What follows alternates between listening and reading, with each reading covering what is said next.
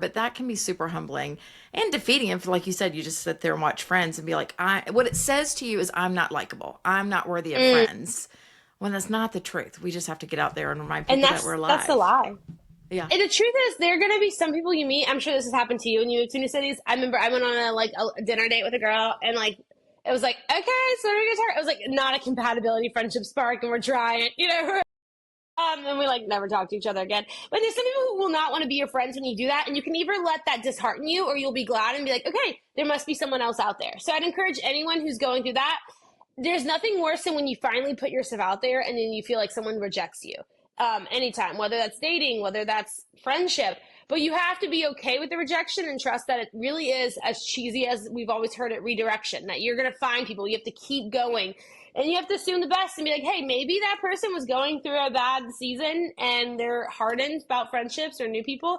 They've a lot on their plate, but I'm going to find people who are willing and have room at their table for me. Yeah. You brought up Jesus being in the middle, and I think back to right when I got out of college and Ron and I were dating, married, something like that. But there's a group of people that we had a blast, like it was a good time. But quickly those meetings would turn into like husband bashing. And I was like, oh, this isn't good. Like, this is like, how Yeah. dumb are our husbands? And so when I got in a small group in my church and I got around other people that were like, we actually want to be married and we want it to Mm. last and we want God in the center, like I just left feeling more settled and less angsty. And so I started paying attention to that feeling. And I tell my girls that I'm like, after someone's been at our house, can you be yourself? And did they bring joy to the room or did y'all talk about Jesus? And so all those things matter. And Mm. it's not an overnight thing, but you start finding your people one at a time and going, okay, when I leave that situation, I've been myself and I feel like we've drawn each other closer to Jesus. Okay, tell me about conflict. This is something moms deal with a lot is their daughters are in conflict.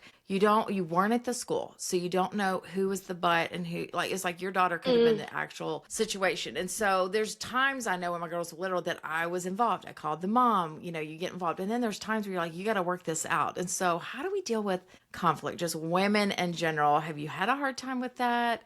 Any tips on conflict? It's a big topic. Totally. I mean, anytime you put any woman of any age, 80, 20, or even men actually cause That's true. conflict too, for the That's record. true. I That's think fair. women get the bash for that. I'm like, I've been in friend groups where the guys cause the drama, and I'm like, wait a second. I think, so there's different kinds of conflicts. Like, I've seen myself cause it where I have to also ask for forgiveness. I think asking for forgiveness and being humbled regularly will help you, even when you do something little because it's easy to be like, well, it wasn't that big of a deal. We could just brush it off and move on. But Mm, asking for forgiveness regularly is a way to seek humility regularly, which will mm, help you and create a foundation for the friendship where y'all can like confess each other's sins.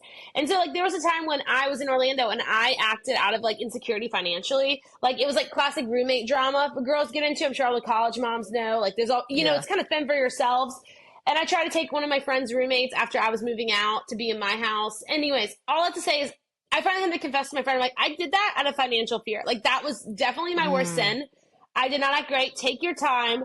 And we were able to move on because I had to explain and humble myself to explain right. the reasoning.